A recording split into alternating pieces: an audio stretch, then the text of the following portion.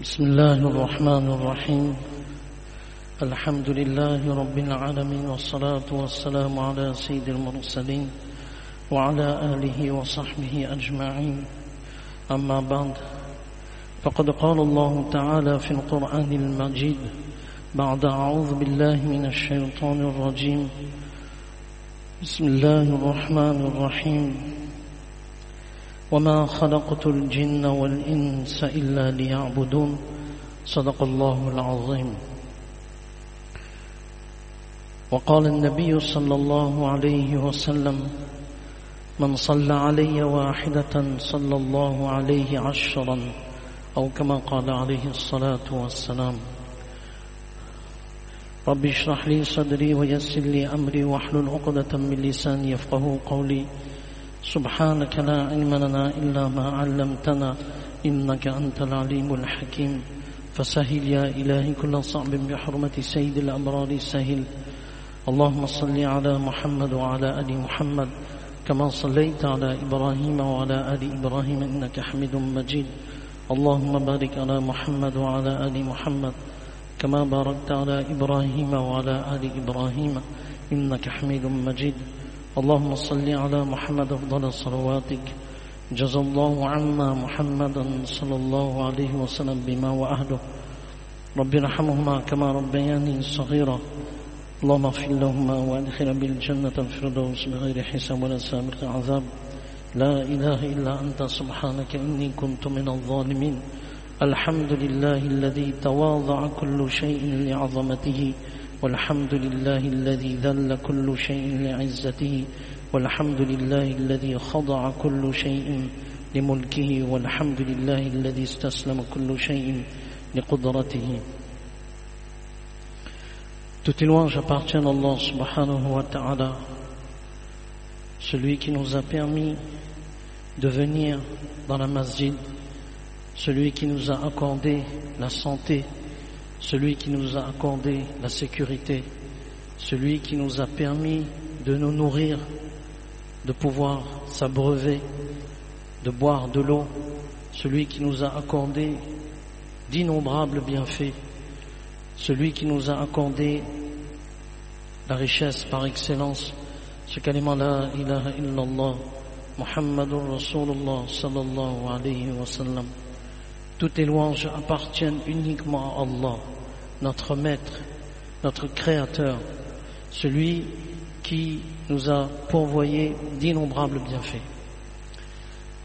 Parmi les vertus du jour de Jum'ah, il est mentionné dans Sunan ibn Abi Majah, Sunan ibn Majah, rahimahumullah ta'ala, dans lequel Rasulullah sallallahu alayhi wa sallam, il dit en ce sens que Jum'ah c'est meilleur que les 2 Eid. Donc imaginons un instant le statut que recouvre la salat de Jum'ah et le jour de Jum'ah. Le jour de Jum'ah est meilleur que le jour de Eid al-Fitr et Eid al-Adha. Pourtant nous sortons du mois de Ramadan. Pour le Eid al-Fitr, c'est tout le mois de Ramadan dans lequel le croyant il a jeûné. Et Eid al-Adha, c'est pour se rappeler du sacrifice exceptionnel d'Ibrahim alayhi salatu wassalam quant à sa soumission envers Allah subhanahu wa ta'ala. Donc Jum'ah, c'est meilleur que ces 2 Eid. Si j'arrive à un endroit, je suis le premier dans cet endroit et que je ne prends pas conscience de l'importance de cet endroit qui est la masjid et j'arrive en premier, je suis dans le premier saf, dans la première rangée. Et Rasulullah sallallahu alayhi wa sallam, il a dit en ce sens que celui qui prend le ghusl le jour de Jum'ah, qui vient à pied, il a la possibilité de venir à pied, donc il vient à pied à la masjid. Il reste près de l'imam et il écoute attentivement la khutbah. Aucune action futile. Il recevra la récompense d'une année de jeûne Subhanallah. La récompense d'une année de jeûne est d'avoir fait ibadah toute la nuit pour chaque pas.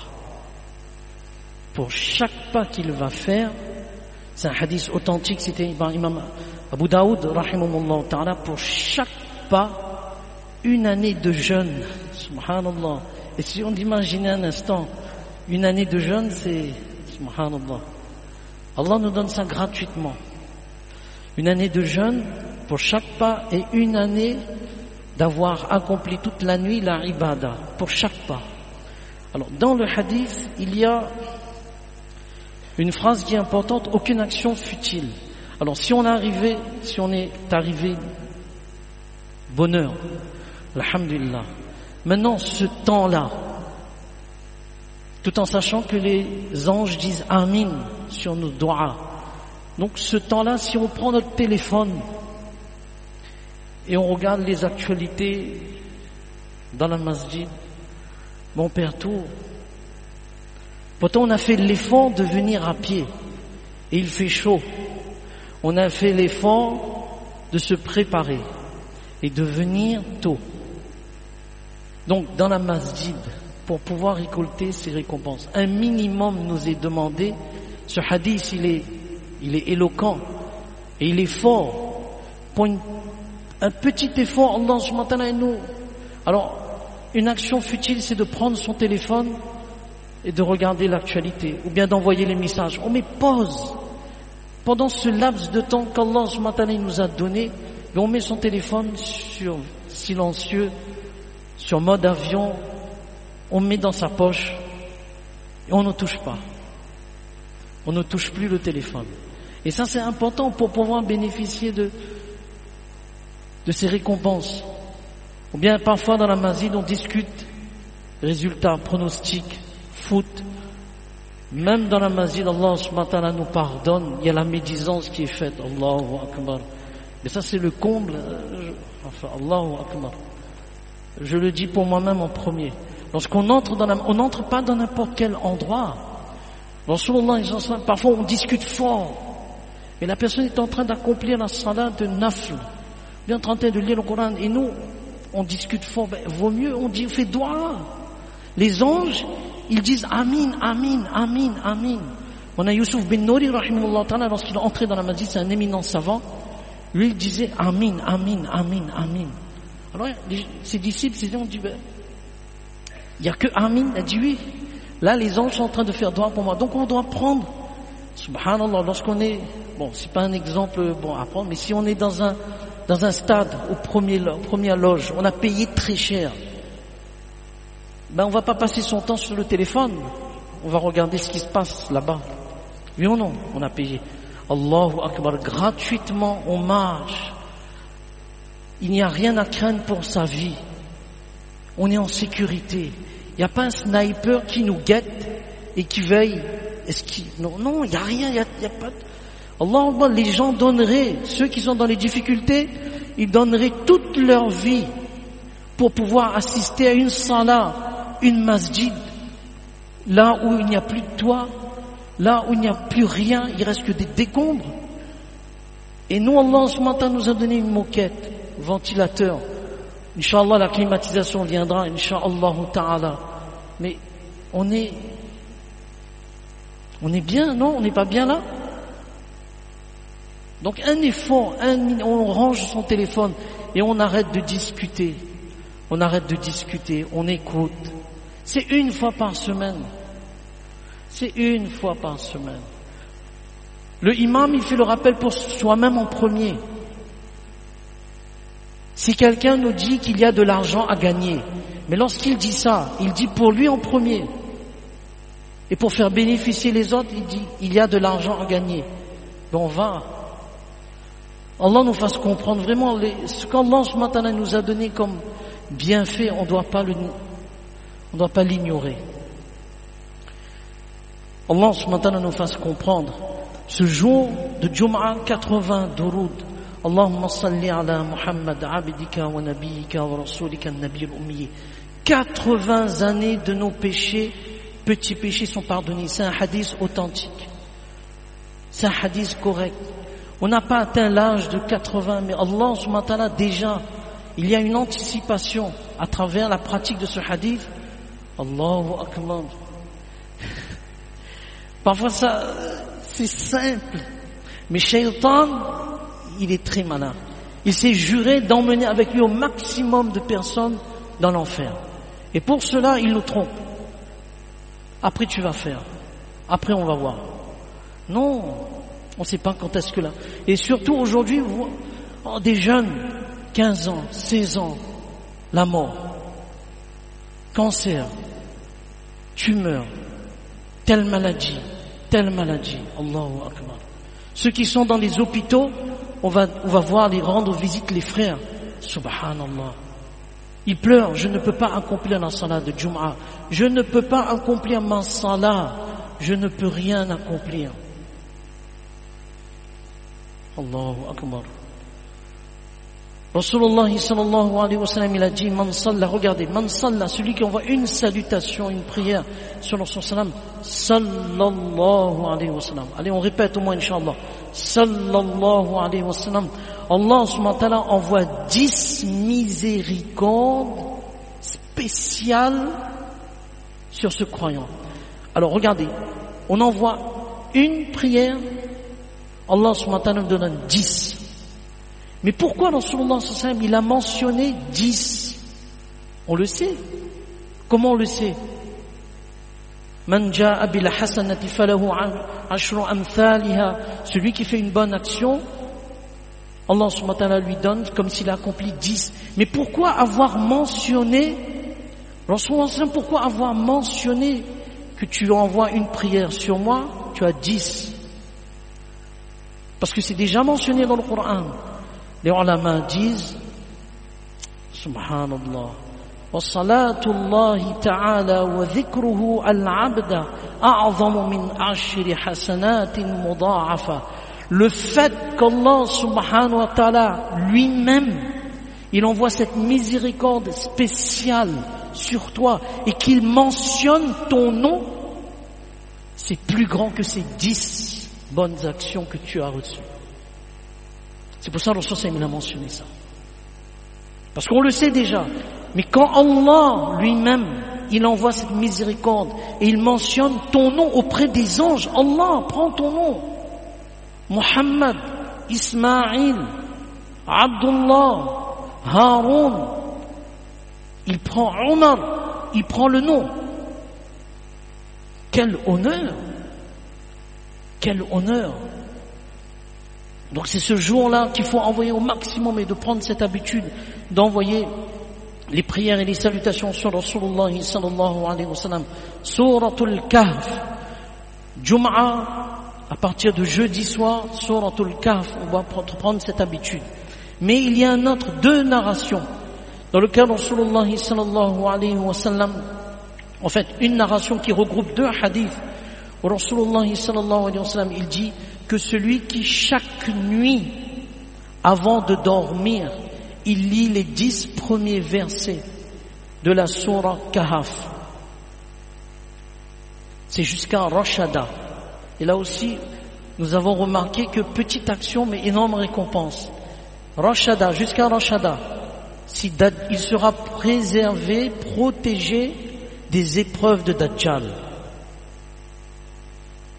Celui qui, avant de dormir, lit les 10 premiers versets de la Sourate Kahf jusqu'à Rashada, il sera préservé des épreuves de Dajjal. Et l'épreuve de Dajjal, c'est tout simple.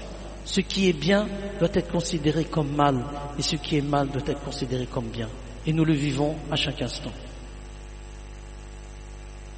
Et le hadith continue, celui qui lit les 10 derniers versets de la Sourate Kahf, à partir de Afahasiba alladhina kafaru jusqu'à la fin, Allah subhanahu wa ta'ala lui accorde une lumière qui part de ses pieds jusqu'à sa tête. Cette lumière que cette personne aura le jour de la résurrection, ce jour il n'y aura que ténèbres. Et cette lumière lui bénéficiera. Donc 10, Inch'Allah, on garde cette habitude, 10 premiers versets de la Sourate Kahf jusqu'à Rashada, et les 10 derniers أَفَحَسِبَ الَّذِينَ كَفَرُوا أَن يَتَّخِذُوا عِبَادِي. Et nous savons tous que nous sommes dans le mois de Rajab, qui est un mois sacré, où n'importe quelle bonne action, les récompenses sont multipliées, décuplées, et une mauvaise action, Allah subhanahu wa ta'ala décuple aussi les avertissements et les punitions. Allah subhanahu wa ta'ala nous en préserve. Nous avons accompli durant ces 3 jours la salatul istisqa. Istisqa, talabu saql, c'est-à-dire demande de la pluie. Et à travers ces 3 jours que nous avons accomplis, cette salatul istisqa, il y a beaucoup de leçons à retirer. Les ulama, ils nous ont orientés vers les leçons qu'on peut retirer de cette salatul istisqa, cette salat de demande de la pluie auprès d'Allah subhanahu wa ta'ala. La première leçon qu'on peut retirer, c'est notre dépendance totale en Allah.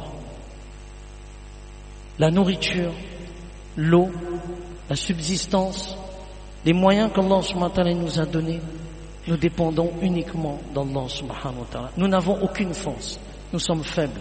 Quel que soit notre statut, quelle que soit notre position, nous dépendons d'Allah subhanahu wa ta'ala. La hawla wa la quwwata illa billah. Nous ne sommes rien. Allah, aujourd'hui on est bien, on est en train de marcher, et hop, on tombe, on est à l'hôpital, Allah subhanahu wa ta'ala nous en préserve.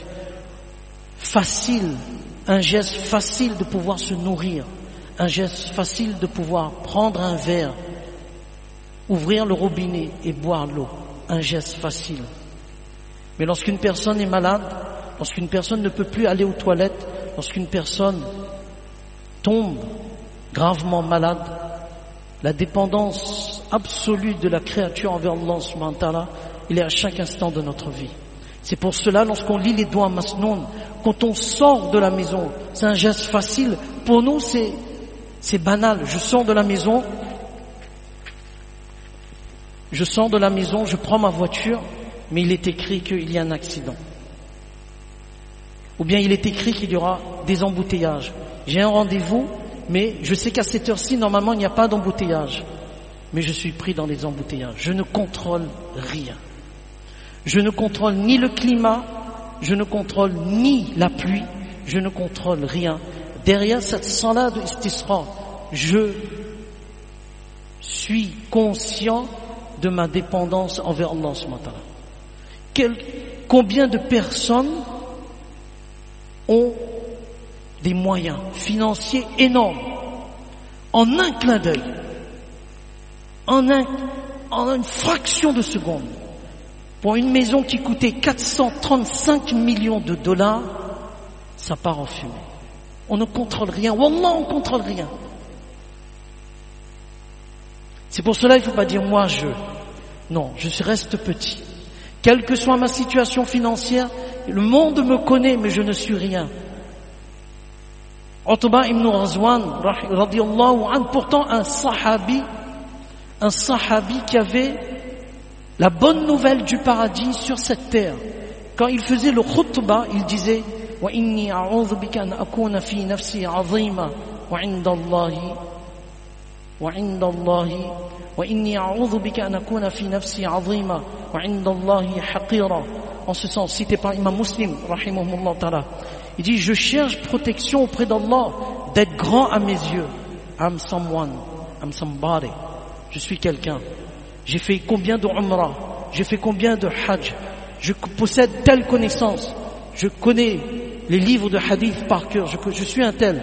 Wallah, je cherche protection d'être grand à mes yeux, et auprès de toi, je suis insignifiant, je suis rien. Auprès d'Allah, je ne vaux rien. Je cherche protection, Wallah, que auprès à mes yeux, je ne suis rien, mais que derrière cette faiblesse apparente et cette prise de conscience de ma faiblesse, auprès de toi, je suis grand. C'est pour cela, Rasulullah, comment il marchait? L'homme qu'Allah subhanahu wa ta'ala a élevé, mais il marchait toujours la tête baissée. C'est une façon de montrer que je ne suis. Et qu'est-ce que Allah subhanahu wa ta'ala il a aimé à travers Rasulullah sallallahu alayhi wa sallam? C'est cette humilité, cette dépendance. Quel que soit mon statut, quelle que soit ma position financière, quel que soit mon savoir, je ne suis rien. Parce que c'est dans la tombe que je vais savoir qu'est-ce que je vaux. Quel est réellement mon statut auprès d'Allah, pas auprès des gens. Si sur Facebook, il y a 1 million qui a cliqué, qui a liké, auprès d'Allah, c'est autre chose. Ma dépendance totale auprès d'Allah, subhanahu wa ta'ala. La deuxième leçon qu'on retire de la salat al-istisqa, que les actions bonnes ou mauvaises ont un impact sur l'environnement, sur l'écosystème. Le maintien de l'équilibre écologique dépend des actions. Toute fleur, tout animal, tout végétal, tout animal ressent l'impact de nos actions. On ne peut pas comprendre. À la détermination de la visibilité qui passe, le visible et l'image qui nous dit que il y a un impact. Nos actions d'un